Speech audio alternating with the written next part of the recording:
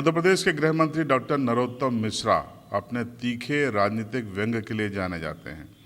आज जब झाबुआ में पुलिस हाउसिंग कॉरपोरेशन के एक कार्यक्रम में जब झाबुआ के कांग्रेस विधायक और कद्दावर आदिवासी नेता कांतिलाल भूरिया ने पुलिसिंग पर सवाल खड़े किए और साथ ही साथ कोरोना की तीसरी लहर के आने की आशंका जताते हुए कोरोना पर सरकार को तैयार रहने का ज्ञान दिया, तो किस तरीके से जब अपनी बारी आई तो डॉक्टर नरोत्तम मिश्रा ने कांतिलाल भूरिया को जवाब दिया, बल्कि तंज के रूप में, व्यंग्य के रूप में उन्हें अपना मित्र बताते हुए उन्होंने कांतिलाल भूरिया की दुखती रग पर हाथ भी रख दिया। उन्होंने कहा कि कांतिलाल भूरिया जो कमलनाथ जैसे उद्योगपति ने मंत्री नहीं बनाया, इसका उन्हें दुख है। देखिए किस तरीके से भूरिया ने क्या कहा था और किस तरीके से डॉक्टर नरोत्तम मिश्रा ने उन पर राजनीतिक व्यंग्य किया। झाबुआ के सभी शानदार नागरिक भाइयों, प्रेस के आदरणीय सभी साथियों, आज इस अवसर पर हम सब उपस्थित होकर यहाँ पर जो कमियां थी, हाउसिंग में पुलिस वालों की परेशानी थी, उसका भी आज लोकार्पण हुआ है। कई जगह चौकियों की भवन का कमी थी, वो भी आज माननीय गृह मंत्री के माध्यम से आज ये लोकार्पण हुआ है।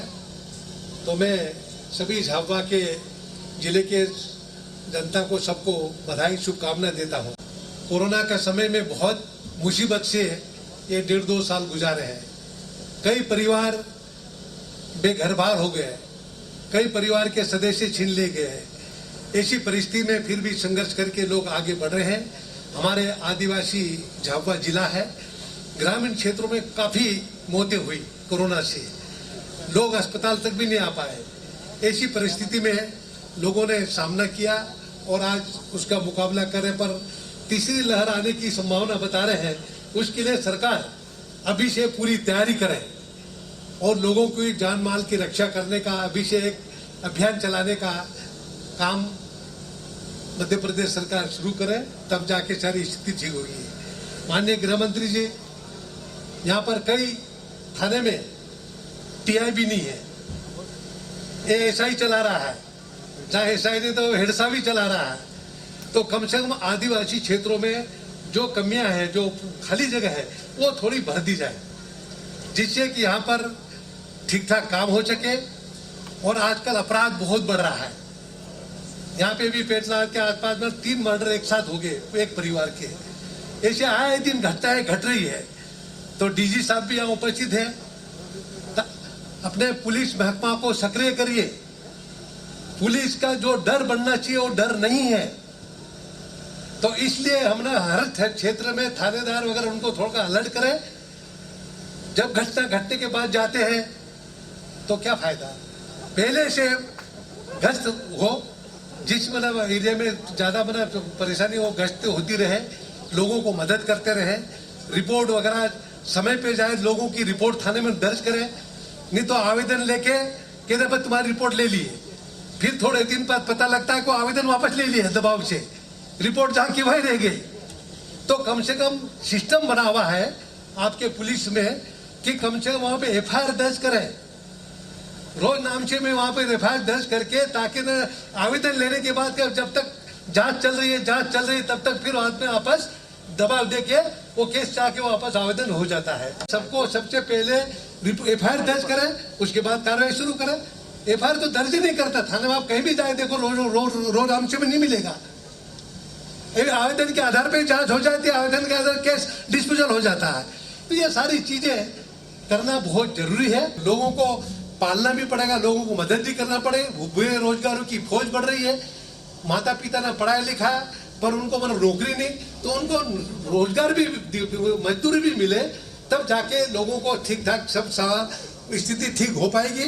इन्हीं शब्दों के साथ मैं पुनः गृह निर्माण के उद्घाटन और चौकियों के निर्माण से सबको मैं शुभकामना देता हूँ। मेरे दोस्त है कांतिलाल जी, बहुत अच्छे मित्र हैं मेरे, हमारा भूरिया जी से साथ है काफी। उन्होंने एक विषय उठाया, उसके बारे में थोड़ी सी जानकारी दूंगा और उसके बाद में विभागीय बात करूंगा। उन्होंने एक विषय उठाया कि झाबुआ जिले के अंदर टीआई कम है, थानेदार पे चार्ज है या दीवान जी पे चार्ज है, मैं सिर्फ उनके ध्यान में डालना चाहता हूं, मैं विभाग की समीक्षा करने के बाद यहां आया हूं। या एक भी थाना ऐसा नहीं है जिसमें टीआई न हो और टीआई को चार्ज न दिया हो। कांतिलाल जी चूंकि बहुत सज्जन और सीधे आदमी हैं, इनको जो जानकारी लोग दे देते हैं वो बोल देते हैं। तो मेरा उनसे निवेदन है, मेरे दोस्त भी हैं, कि ये जानकारी देने वालों को आज वो डांटे जरूर कि ऐसी जानकारी क्यों दी, और मीडिया के बंधुओं से आग्रह है कि वो भी पता लगाएं कि वास्तविकता क्या है। अब कमलनाथ जी ने नहीं बनाया, इसमें हमारा क्या दोष है? हम तो चाहते थे कि बने, मैंने सदन में भी कहा कि भूरिया जी को मंत्री बनना चाहिए, केंद्रीय मंत्री रहा है जो आदमी, हाँ क्यों नहीं बनना चाहिए? लेकिन कांग्रेस के लोग स्वाभाविक रूप से, अब वो बड़े आदमी थे, कमलनाथ जी उद्योगपति थे, तो भूरिया जी की उपेक्षा हो गई।